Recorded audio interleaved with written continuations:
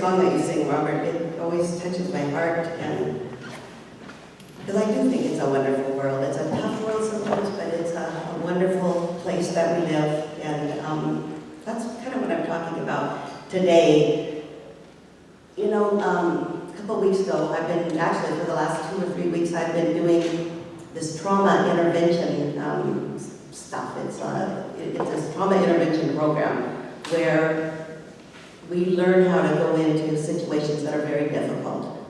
And I'll be visiting the morgue, you know, and this crime scene came in and all this stuff. So it's all this stuff, and it was really an intense training. And we had people coming in and talking to us and telling us how it was going to be. I actually start next week with some calls. But what I came out of this training was of how precious that life is. That even though life gets difficult and scary and there's stuff that we don't want to face in life, there is so much good. There is so much strength and so much love in so many people. That this really is a wonderful world, you know, that our lives are so resilient that we can get through what we need to get through and move on to change other people's lives. And that's what I saw, you know. I saw how rare it is that we are even born, that we have this incredible opportunity for life, to live our life. You know, that we are living lives now that have never been lived before. There's never been a Cali, ever, and there never will be. So all the gifts that you ever gave, and that goes for every single person in here, when you're gone, you know, you'll be missed, right? You'll be missed. But you left something behind, and that's what I'm getting, you know, that is awe, and that's inspiring to me, to be able to see that, wow, you know, how important life is. I remember, and Judy and I both told the story about how rare life is, and Jesus taught many stories in Buddha. The one that Buddha told about how precious and rare life was about, he told a monk, he said, just imagine that the whole earth was filled with water, and there was this little inner tube in the water. Now imagine that on the bottom of the water there's a turtle, a blind turtle. And he's traveling along, and he asked the monk, he said, you know, if a blind turtle lived there, and he came to surface every 100 years. So the Buddha asked the monk, what are the chances that the turtle is going to stick his head when he comes up through that inner tube? And the monk, you know, said, it's very rare, you know, that hardly would ever happen. And Buddha said, that's what it's like for us to obtain a human state of being. That it's so rare that we're even here. Of all the souls everywhere, that you're taking on this precious human life right now. That's how rare it is. And that we are so blessed. That reminds me of that we are so blessed that we get to live. That we get to live. That it's embedded in us. This preciousness, this love is embedded in us. And sometimes it doesn't feel like it when the stuff of life goes on, right? When we're feeling, oh my gosh, how can I go another day? We forget how precious our life really is. Walt Whitman said, here's his quote, among all the drudgery and the broken dreams, what makes life worth it? And then he answers and he says, that you are here, that life exists, that the powerful play goes on, and you get to contribute a verse in life. See, that's powerful. Each of us has a verse in this whole song of life. So we ask ourselves, what verse will we sing, right? What will we give back, you know, as human beings? And I know that for me and most of you, I want my verse of life to be filled with gratitude. Every day I want to be filled with gratitude. I want to be filled with wonder. We're talking about wonder today. And I think of wonder in two ways. Of, wow, this is beautiful. Wow, look at this tree. Look at the flower, that wonder. But also the wonder and the curiosity of life itself. What about this? Why is this? That's the way I live, in curiosity. And I want to live in service. I want my life to be meaningful. That my verse here meant something to someone else. meant something to as many people and as many things in this earth as possible. What I know is that I want to deliver a life of consciousness and be deep awake, and that's where I'm going with this, is that I'm reading this book now called Deep Awake, and I don't think we can live that way with all the traumas and all the things that are going on in life until we are deep awake. Not just surface awake, but go deep inside, deeply awake. And I want to talk about what that means. I'm reading Deep Awake with Tim Freak, and what he says is that, being deep awake isn't living just on the surface of life. He says the surface of life, we can live there, right? And then we become superficially awake. But when we go deeper into our soul, we go deeper into this mystery of life, and we look deeper, we live deeper. We touch that place. We touch that place. He says, when I'm deep awake, I see that I am so much more than the surface of life. I see that I am conscious of my being. I know who I am, and I feel connected and grounded and secure. I live on the surface and I live deep. I live both. See? And the truth is that when we go deeper, right, the deeper we go in our life, the more inclusive love is. We find love there. And that's the whole bottom line of life, you guys, is love. Love is the energy of God that flows through each of us, that is us manifested out in the world. You are love. And that's when we go deeper in life. We feel it. We feel the line of love there. The deep becomes an all-inclusive love. He calls it big love. Tim Freak calls it big love. And the deeper we go, the bigger our love. And it's an unconditional love. And what does that mean? We use it kind of, like it's no big deal. But I want to talk about that. What does it look like to live in unconditional love? And what I think it looks like is, you love life. It doesn't mean that you always feel wonderful, but deep down that life is good. And when I say this, I want you to know that there's a difference between life and a life situation. Remember that. That's a huge teaching.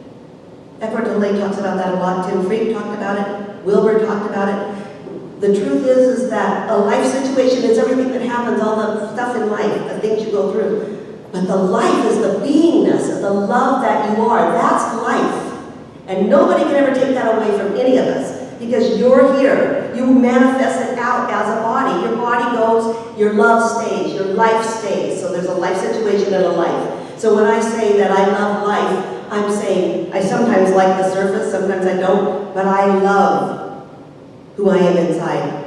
And I love who you are inside. And that's what we touch when we go deeper. See, it doesn't mean that it's always wonderful. It means that there's good and bad, and there's joys and there's sorrows. And I know that as deeply as we go is as deep as we suffer. So the deeper we go, the suffering is there.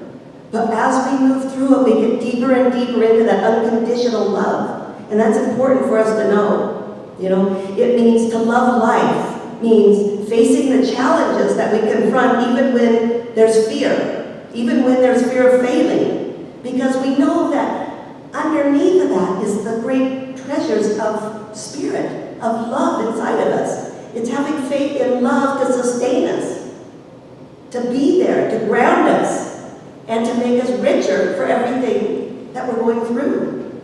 To love life isn't to turn away from the reality of suffering, of breakdown, of horror, the stuff we go through, of old age, of death. That's hard, What is it? Old age isn't for sissies or something like that, And it's not easy. But when we tap into that deep love, boy, we draw from that love and bring it to our suffering then, right? We embrace the aspects that we don't like, and we bring that love, that deep, unconditional love to it. To be a lover of life means to be vulnerable, means to be tender. It means really to be this human being on this heroic journey and bringing love to that journey. See, how do we do that? That's what we talk about every week here. the truth is that we go deep. We touch that love through each other, through nature, however it is, that you feel that love. What it does is it broadens our perspective. It broadens our perspective in life. Carl Jung used to talk about either or thinking or both and thinking. And I'm going to talk about that a little bit because that's what Tim Frink talks about. He says a lot of interesting things. He calls it paralogical thinking. And it's important that we start to embrace that way of thinking in our life, right? And I want to explain that because it changes the way that we think about stuff in life. Paralogical thinking. We don't think either or. This is the way it is. This is the way it is. It's the only way it is. It's either this or it's that. It's either black or it's either white. He says, as we expand our consciousness, we start to embrace the both and. It's both and. And it changes the whole way that we think about how life works. So our world isn't even as it seems, right? You look at quantum physics, it goes really deep. You look at quantum physics and they did experiments on light. And so long they think life is a particle. Then they see, or light, and then they see light as a wave, right? So it's both and. It's both a particle and a wave. Just like we are both human and we're divine. It's just that we identify so much with our human. We identify, we forget that we are rich in love. In this incredible divine being that we are, that is filled with the love and wisdom of life. Both and each other too. See? It's pretty easy sometimes I see sometimes my family, some of them can drive me nuts, right? And so I see, it's not either or. He's a bad person, right? He's he does this. I don't like this. It's not either or. He's both. Sometimes he's irritable, right? And sometimes he's filled with love. All of us are that way. But we are so judgmental that we see it either or in situations in our life or with each other. And that's important that we start to look at life that way, that we look at life with both and. In paralogical thinking, we experience our oneness and our separateness at the same time. So I see you guys as separate. You're separate from me, in this place. But as we go deeper, just like the light becomes the particle and the wave, we become oneness. We become connected in this field of love together. So what I do affects you somehow. I don't know how it works, but I believe it. And that the reason these complementary aspects of us navigate us through life. That's why the surface is kind of, we live in this realm of opposites. So nothing is really as it seems in life. And it's important for us to not be so judgmental about it. We can apply it to politics, right? It's not just, this is right. You gotta open and listen and wonder and ask. We can learn to understand each other and the world from different perspectives. See, what this kind of thinking does is it allows us to embrace a paradox. I have a lot of people that are paradoxes in my life. Do you? Everybody's just not one way. There's a lot of situations that are paradoxical, and then you find out a person's another way. But when you see them as a whole, you see it differently. And when you are deep awake, you begin to see that. So, if you hear the saying, too good to be true, that's one way to look at it, or it's not all bad. The truth is that it is all of it. Here's what I know is about life, and it's kind of important that we know that what's happening in your life isn't really happening to you right now. If you feel like a lot of stuff's going on, it's happening for you. And I believe that, man, with all my heart. What this means that is everything that happens in our life and those that we love is happening so that we can delve deeper into ourselves. Life is asking us to approach what's happening with a sense of curiosity and wonder rather than a why me attitude. We don't understand it. We don't understand it at all. We don't need to. We just have to be open to the mystery of it. The story doesn't matter, only the insights and the learning of what you have gained from it. That's what I told my daughter. I was going through some stuff the other day, and she started to get into the whole story. And I said, you don't have to tell me the whole story. You can if you want to. But I said, the truth is, what are you getting out of this? What are you learning from this to move through this? And we thought about it. She came up with all this stuff that keeps repeating in her life. I'm going, okay, that's good. See, that's what life does to us. It brings us things so that we can look at it as a whole in a broader perspective, right? And then we can grow and learn from it, you know? What I know is that among all the stuff and the stuff that goes on in life, you see such a generosity of spirit. There's good too, it's not all bad. You see a generosity of spirit, like I was telling you about my training. You know, I saw these people come through that we're talking about, but how wonderful and supportive they were for other people. You know, life is wanting to reveal to me at this moment what I'm going through. How can I be human, open my heart, and how can I navigate service to other people? See, to me it's important, and I talked to some of you this week, I talked to several people, and I know that as we get older, it's harder, and I'm talking about specifically that. And our whole life has been filled, and I know most of you, because I've known you for a long time, have been filled with tons of service to other people. You've been out there in life giving and giving and giving, and it gets harder, doesn't it, sometimes, to be able to do that as your body starts to not be what it is, you know, or your mind starts to be, you know, go a little bit more. But the truth is, what I'm talking about here in service, you guys, is not about giving of the physical, giving of money. I'm talking about giving of yourself to life, giving your gift. You are a gift, you're wonderful. You are filled with love. And you give to life by acknowledging life itself, by being grateful every moment for the trees, for the nature, for each other, for your family. That's how you give back to life. See, that's the love. You've tapped into that deep love.